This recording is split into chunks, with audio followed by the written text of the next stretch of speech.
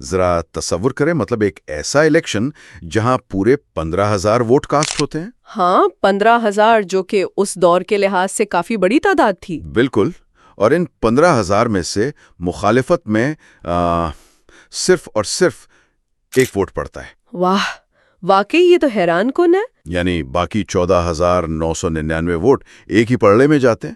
اگر ہم آج کل کی خبروں میں ایسا کچھ سنیں نا، تو پہلا خیال یہی آئے گا کہ بھئی یا تو یہ کوئی ٹائپنگ کی غلطی ہے یا پھر الیکشن پوری طرح سے دھاندلی زدہ تھا۔ صحیح بات ہے، مطلب آج کے دور میں تو یہ ہضم ہی نہیں ہوتا۔ لیکن دیکھیں، 1946 میں غیر منقسم پنجاب کے ضلع روپڑ میں حقیقت میں بالکل ایسا ہی ہوا تھا۔ اور یہی وہ چیز ہے جو آج کی ہماری اس بحث کو اتنا دلچسپ بناتی ہے۔ جی، تو آج ہمارے سامنے تاریخی دستاویزات، کچھ پرانے مضامین اور تحقیقی نوٹس کا ایک پورا پلندہ موجود ہے، اور ہمارے آج کے اس تفصیلی جائزے کا جو مشن ہے نا، وہ یہ ہے کہ ہم تاریخ کی ان گہری اور خاموش بنیادوں کو کھودیں۔ بالکل، تاکہ وہ نام سامنے آ سکیں جن کے بغیر پاکستان بننے کا تصور بھی محال تھا۔ ہاں، کیونکہ ہم عموماً جب تحریک پاکستان کی بات کرتے ہیں تو ذہن میں کیا آتا ہے؟ وہی بڑے بڑے سوٹ بوٹ والے سیاستدانوں یا نوابوں کے نام۔ ہاں، قائد اعظم، لیاقت علی خان، مطلب وہ نام جو نصابی کتابوں میں بھرے پڑے ہیں۔ بالکل، لیکن ہمارے آج کے ذرائع ہمیں ایک بالکل مختلف سمت میں لے جا رہے ہیں۔ آج کا ہمارا جو خاص موضوع ہے وہ اہل حدیث مکتب فکر کے ایک انتہائی ظریق اور نابغہ روزگار عالم دین ہے، مولانا حافظ عبدالقادر روپڑی رحمہ اللہ۔ ہاں بالکل، تو چلیں اس بات کی تہہ تک پہنچتے ہیں، کیونکہ یہ دستاویزات واقعی تاریخ کا ایک ایسا رخ دکھاتی ہیں جو عام طور پر کہیں نظر ہی نہیں آتا۔ میں بھی جب یہ نوٹس پڑھ رہی تھی تو یہی سوچ رہی تھی کہ ہم نے ان کرداروں کو کتنا نظر انداز کیا ہے۔ اگر ہم ان حوالوں کو بغور دیکھیں، خاص طور پر وہ مواد جو حال ہی میں تحریک پاکستان میں علماء کے کردار کے حوالے سے مرتب کیا گیا ہے، صحیح، تو اس سے یہ واضح ہوتا ہے کہ اس وقت کے علماء مطلب محض مساجد کے حجروں یا مدرسوں تک ہی محدود نہیں تھے۔ یعنی وہ عملی سیاست میں بھی حصہ لے رہے تھے۔ بالکل، وہ وقت کی نبض پہچانتے تھے۔ مولانا حافظ عبدالقادر روپڑی کی شخصیت کا مطالعہ اس لیے بھی بہت دلچسپ ہے کہ یہ ہمیں بتاتا ہے کہ ایک خالصتاً مذہبی رہنما نے کس طرح دیہی علاقوں میں جا کر ایک باقاعدہ سیاسی صف بندی کی۔ تو اب کہانی شروع کہاں سے ہوتی ہے؟ ہمارے نوٹس کے مطابق 1911 میں امرتسر میں ان کی پیدائش ہوئی۔ جی، 1911 میں۔ اور وہ ایک بہت ہی نامور علمی گھرانے سے تعلق رکھتے تھے۔ ان کے جو چچا تھے حافظ عبداللہ روپڑی، وہ اپنے وقت کے بہت بڑے عالم اور محدث تھے۔ بالکل، محدث اعظم کہلاتے تھے وہ۔ ہاں، اور حافظ عبدالقادر روپڑی صرف ان کے بھتیجے نہیں تھے بلکہ ان کے انتہائی خاص شاگردوں میں سے تھے۔ اب یہاں میں ایسے یوں دیکھتا ہوں کہ یہ رشتہ نا بالکل ایسا ہی تھا جیسے کوئی عظیم ماسٹر کرافٹس مین ہوتا ہے نا، کوئی ماہر کاریگر۔ ہاں، کاریگر جو اپنے سب سے ہونہار شاگرد کو اپنا فن منتقل کر رہا ہو۔ مطلب یہ علم محض کتابیں پڑھ کر نہیں آ رہا تھا، یہ تو اس ورکشاپ میں استاد کے ساتھ دن رات گزار کر سینہ بسینہ منتقل ہو رہا تھا۔ یہ بڑی زبردست مثال دی آپ نے، کیونکہ اس دور کی تعلیم واقعی آج کل کے اسکولوں یا کالجوں جیسی تو نہیں تھی نا، جہاں آپ نے چند گھنٹے کلاس لی اور گھر آ گئے۔ ہاں، وہ تو ایک ہمہ وقت کی تربیت ہوتی تھی۔ بالکل، اور یہاں جو بات سب سے زیادہ حیران کن ہے نا، وہ یہ ہے کہ ان کی تربیت کا محور صرف روایتی فقہ یا احادیث کو زبانی یاد کرنا ہی نہیں تھا۔ اچھا، تو اور کیا تھا اس میں؟ دیکھیں، اگر ہم 1920 اور 30 کی دہائی کے پنجاب پر نظر ڈالیں تو وہ معاشرہ شدید مذہبی اور نظریاتی کشمکش کا شکار تھا۔ ہاں، وہ آریہ سماج اور عیسائی مشنریز والا دور۔ بالکل وہی، وہ لوگ اور دیگر مکاتب فکر کے مبلغین چوراہوں پر، بازاروں میں کھڑے ہو کر باقاعدہ اپنے عقائد کا پرچار کرتے تھے اور مسلمانوں کے عقائد پر سوال اٹھاتے تھے۔ تو کیا حافظ صاحب ان کا سامنا کرتے تھے؟ جی، ان ذرائع کے مطابق نوجوان عبدالقادر روپڑی نے محض بند کمرے میں بیٹھ کر ان چیزوں کا مطالعہ نہیں کیا، بلکہ وہ باقاعدہ میدان میں اتر کر ان کے ساتھ مناظرے کیا کرتے تھے۔ مناظرے؟ مطلب وہ جو پبلک ڈیبیٹس ہوتی ہیں جہاں سینکڑوں لوگوں کا مجمع ہوتا ہے؟ ہاں، بالکل وہی۔ اور حیرت کی بات یہ ہے کہ ان مناظروں میں وہ شاندار کامیابی بھی حاصل کرتے تھے۔ واہ! اب ذرا اس کے پیچھے چھپی نفسیات اور میکانزم کو سمجھیں۔ ایک مناظرہ نہ صرف مذہبی علم کا امتحان نہیں ہوتا. صحیح. اس میں اور بھی بہت کچھ شامل ہوتا ہے. بالکل. یہ دراصل اعصاب کی جنگ ہوتی ہے. اس میں آپ کو پبلک سپیکنگ سیکھنی پڑتی ہے، مجمع کو کنٹرول کرنا آنا چاہیے، آپ کو مخالف کے دلائل کو بغور سن کر اسی وقت ان کا تجزیہ کر کے فوراً ایک منطقی اور ٹھوس جواب دینا ہوتا ہے. ہاں، مطلب پریزنس آف مائنڈ بہت ضروری ہے. بالکل. تو اس سارے عمل نے نوجوان حافظ عبد القادر کے اندر ایک کمال درجے کی تنقیدی سوچ، یا جسے ہم کرٹیکل تھنکنگ کہتے ہیں نا، اس کو پروان چڑھایا. وہ بلا کے حاضر جواب بن گئے. انہیں لوگوں کی نفسیات پڑھنا آ گئی. ایک منٹ رکیے، یہاں میری سمجھ میں ایک الجھن آ رہی ہے. جی بتائیں. مان لیا کہ وہ ایک بہترین مناظر تھے، عقائد کے دفاع میں ان کا کوئی ثانی نہیں تھا، لیکن ایک ایسا نوجوان جو خالصتاً علمی اور مذہبی ماحول کا پروردہ ہو، جس کی ساری مہارت اس بات پر ہو کہ کون سا عقیدہ ٹھیک ہے اور کون سا غلط، صحیح. وہ اچانک سے آل انڈیا مسلم لیگ کے سیاسی پلیٹ فارم پر کیسے آ گیا؟ میرا مطلب ہے، سیاست تو بڑی گندی چیز سمجھی جاتی ہے نا؟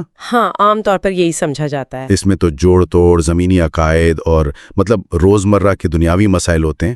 ایک مناظر نے اچانک اس سیاسی خارزار میں چھلانگ کیوں لگا دی؟ یہ بہت اہم نقطہ ہے جو آپ نے اٹھایا ہے، اور اس کا جواب ہمیں ان دستاویزات کے اس حصے میں ملتا ہے جو اس دور کے معروضی حالات بیان کرتا ہے. اچھا، کیا کہتے ہیں یہ حالات؟ ذرائع بتاتے ہیں کہ اس وقت ہندو کانگریس اور انگریز حکومت کے درمیان جو سیاسی کشمکش اور بظاہر گٹھ جوڑ چل رہا تھا، اسے مسلمان محض ایک سیاسی مسئلے کے طور پر نہیں دیکھ رہے تھے. تو پھر کس طرح دیکھ رہے تھے؟ ان ذرائع کے مطابق مسلمانوں کے اندر یہ شدید احساس پیدا ہو چکا تھا کہ ان کی تہذیبی، ثقافتی اور مذہبی بقا ہی خطرے میں ہے. اوہ، مطلب وجود کا مسئلہ بن گیا تھا. بالکل. اور یہاں حافظ عبد القادر روپڑی کے چچا، جو خود مسلم لیگ کے بڑے حامی تھے، ان کی رہنمائی نے بہت اہم کردار ادا کیا. حافظ صاحب نے صورتحال کو اس زاویے سے دیکھا کہ اگر مسلمان سیاسی طور پر ہی مٹ گئے تو پھر عقائد پر بحثیں کس سے کریں گے؟ واہ، یہ تو بڑی گہری بات ہے نا؟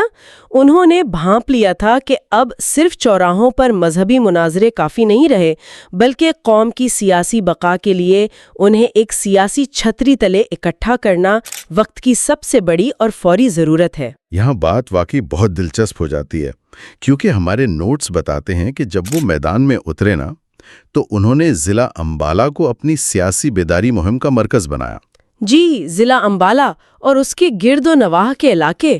اور انہوں نے وہی مہارت استعمال کی جو انہوں نے مناظروں میں سیکھی تھی، یعنی مجمع کو قائل کرنا. بالکل، عوام کی نفسیات کو سمجھتے تھے. ذرائع کے مطابق انہوں نے مسلسل پرجوش تقریروں اور تحریروں کے ذریعے عام مسلمانوں کو یہ باور کرایا کہ دیکھیں، پاکستان کا مطالبہ محض زمین کا ایک ٹکڑا حاصل کرنے کی جنگ نہیں ہے، ایک نظریے کی جنگ ہے. ہاں، انہوں نے گلی گلی جا کر لوگوں کو سمجھایا کہ یہ تمہارے وجود کا مسئلہ ہے، اور دیکھتے ہی دیکھتے انہوں نے عام لوگوں کو مجوزہ مملکت پاکستان اور مسلم لیگ کا زبردست حامی بنا دیا. اور اس چیز کو سمجھنے کے لیے ہمیں یہ بھی دیکھنا ہوگا کہ وہ یہ کام کر کیسے رہے تھے.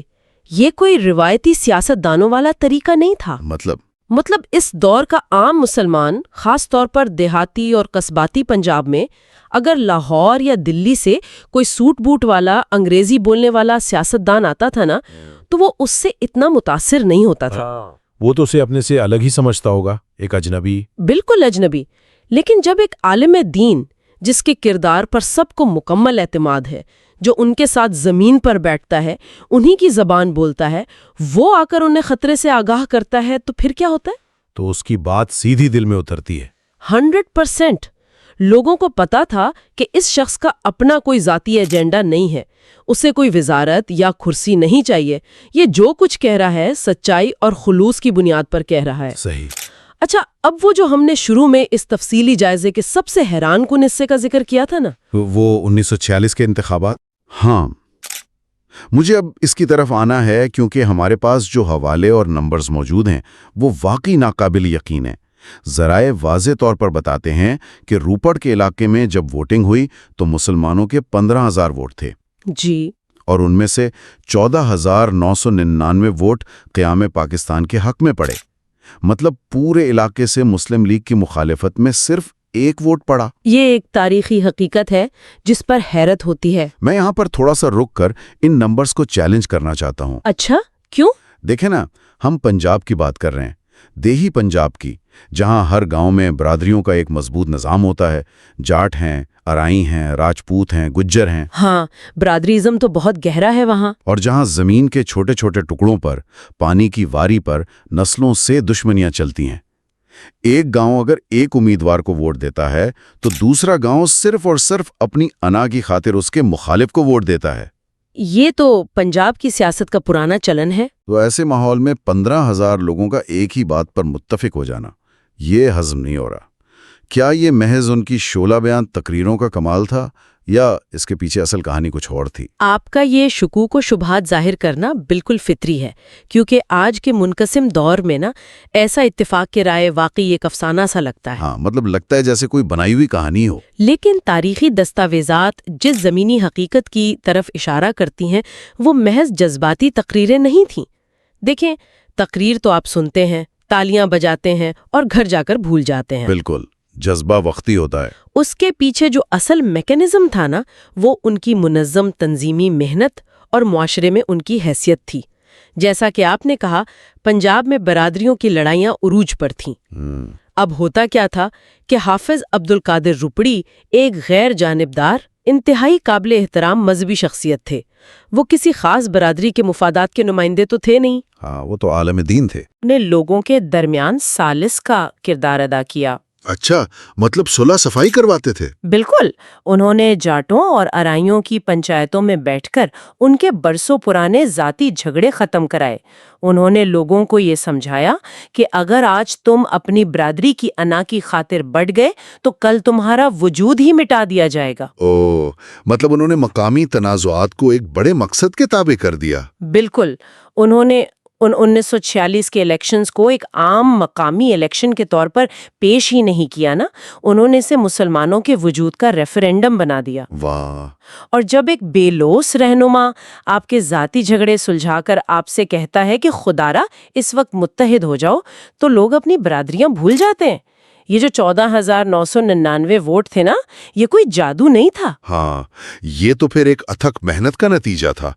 जी, ये इस बात का सबूत था कि जब एक मुखलिस क़यादत अवाम को एक बड़े मकसद पर जोड़ने के लिए ज़मीनी सतह पर मेहनत करती है तो फिर बरादरी अज़म के बत टूट जाते हैं और एक मुनज़्ज़म कौम जन्म लेती है। वाकई ये वजाहत इस मुअम्मे को काफ़ी हद तक सुलझा देती है। और ये बात ज़हन नशीन करने वाली है कि 1946 में एक आलिम दीन की मेहनत ने अंग्रेज़ों और हिंदुओं पर मुसलमानों के अलग वतन के मुतालिबे की सच्चाई साबित कर दी। हाँ, ये वो मोहर थी जिसे फिर कोई झुटला नहीं सका। लेकिन कहानी का अगला रुख भी इतना ही दिलचस्प है। 1947 आ गया, पाकिस्तान बन गया और हमारे तारीखी नोट्स बताते हैं कि क़याम पाकिस्तान के वक्त इस रूपड़ी खानदान को कैसी दर्दनाक कुर्बानियां देनी पड़ी। बहुत बड़ी कुर्बानियां थी उनकी। फसादात में उनके खानदान के 17 अफराद शहीद हुए, जिनमें उनके चचा हाफिज अब्दुल्ला रूपड़ी के छोटे बेटे भी शामिल थे। अल्लाहु अकबर। अपना घर बार, सदियों पुराना मदरसा, सब कुछ कुर्बान करके वो लुटे पिटे काफलों के साथ पाकिस्तान पहुंचे। तो यहाँ मेरा सवाल ये है कि पाकिस्तान बनने के बाद आखिर क्या हुआ? जब मुल्क बन गया, जिसके लिए उन्होंने इतना बड़ा सियासी मार्का मारा, तो क्या उन्होंने कोई ओहदा मांगा? क्या उन्होंने मुस्लिम लीग की हुकूमत से कहा कि भाई मैंने पूरा रोपड़ और अंबाला आपको प्लेट में रख कर दिया है, अब मेरी कुर्बानियों का सिला दें? बिल्कुल भी नहीं। मतलब कोई वजारत या कम से कम कोई सरकारी कुर्सी तो मांगी होगी ना। और यही तो वो मकाम है जो उनकी शख्सियत को आम सियासतदानों से बिल्कुल अलग और मुमताज करता है। अच्छा, हवालों के मुताबिक जब पाकिस्तान बन गया और उनका मकसद यानी मुसलमानों के लिए एक महफूज नजरियाती रियासत का क़याम पूरा हो गया, तो उन्होंने सियासत और इक़्तिदार की दौड़ को यकसर तर्क कर दिया। वाह, कोई ओहदा नहीं लिया? उन्होंने कभी किसी ओहदे की तमन्ना ही नहीं की। उन्होंने अपने अमल से ये साबित कर दिया कि उनकी सारी दौड़ धूप, उनके वो 14,999 वोट किसी कुर्सी के उसूल के लिए नहीं थे, बल्कि एक नजरिए के लिए थे। तो फिर वो करते क्या रहे बाकी जिंदगी? उसके बाद वो अपने असल मैदान की तरफ लौट आए। دستاویزات بتاتی ہیں کہ انہوں نے جماعت اہل حدیث کو منظم کرنے، اسے فعال بنانے اور عوام کے اندر دینی شعور بیدار کرنے کے لیے انتہائی نمایاں اور کلیدی خدمات انجام دیں۔ ہاں، مطلب دوبارہ تدریس کی طرف آ گئے۔ بالکل، وہ درس و تدریس، تصنیف اور ملی کاموں میں مصروف ہو گئے۔ ان کا یہ عمل اس بات کی سب سے بڑی دلیل ہے کہ تحریک پاکستان میں علماء کرام کی جو بھی کاوشیں تھیں نا، وہ خالصتاً اخلاص اور ایک بڑے کاز کے لیے تھیں۔ یہ خلوص واقعی آج کے دور میں نایاب ہے۔ حوالوں سے ہمیں معلوم ہوتا ہے کہ ایک طویل عرصہ دین اسلام اور قوم کی خدمت کرنے کے بعد اس تحریک کے ایک عظیم سپاہی مولانا حافظ عبد القادر روپڑی 6 دسمبر 1999 کو لاہور میں انتقال کر گئے۔ اللہ ان کے درجات بلند کرے۔ آمین۔ انہیں لاہور کے گارڈن ٹاؤن کے قبرستان میں اپنے اسی شفیق چچا اور استاد حافظ عبداللہ محدث روپڑی کے پہلو میں دفن کیا گیا، جن سے انہوں نے کبھی علم کی ابتدائی منازل طے کی تھیں۔ اور اگر ہم آج کے فراہم کردہ ان تمام مضامین اور حوالوں کا احاطہ کریں تو ان کا سب سے اہم سبق یہی ہے کہ پاکستان کی بنیادوں میں جو پتھر رکھے گئے ہیں نا، ان پر کسی ایک گروہ یا مسلک کی اجارہ داری نہیں ہے۔ بالکل، یہ سب کی مشترکہ جدوجہد تھی۔ ان دستاویزات سے یہ قطعی طور پر ثابت ہوتا ہے کہ پاکستان کے قیام میں ہر مکتب فکر کے علماء، خاص طور پر اہل حدیث مسلک کے ان جیسے سرگرم رہنماؤں نے پورے اخلاص کے ساتھ اپنا خون پسینہ ایک کیا۔ یہ ملک مختلف نظریات اور مسالک کے لوگوں کی مشترکہ کاوشوں کا ہی نتیجہ ہے۔ ہاں، اور مجھے لگتا ہے کہ ان کی ان مشترکہ کاوشوں اور اسی اخلاص نے ہی اس پوری تحریک کو اس حد تک کامیاب بنایا۔ لیکن آج کے اس تفصیلی جائزے کے اختتام پر میرے ذہن میں ایک خیال آ رہا ہے جو میں چاہوں گا کہ ہمارے سننے والے بھی اپنے ساتھ لے کر جائیں۔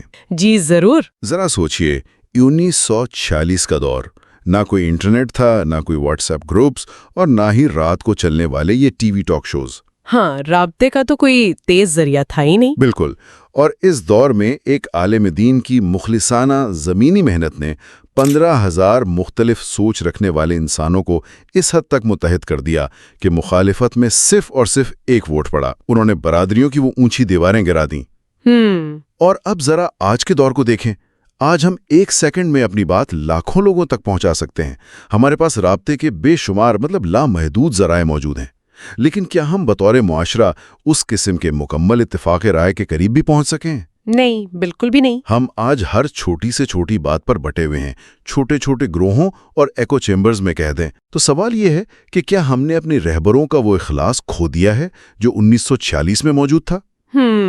یا پھر کیا ہم خود ہی اتنے خود غرض ہو چکے ہیں کہ کسی ایک بڑے مقصد کی خاطر اپنی ذاتی انا کو بھلا کر ایک ساتھ بیٹھنا اور یکجا ہونا مکمل طور پر بھول گئے ہیں؟ یہ واقعی سوچنے کی بات ہے۔ بالکل۔ تو بس یہ وہ سوال ہے جس پر ہم سب کو سنجیدگی سے غور کرنے کی ضرورت ہے۔ آج کے لیے ہماری اس گفتگو میں بس اتنا ہی۔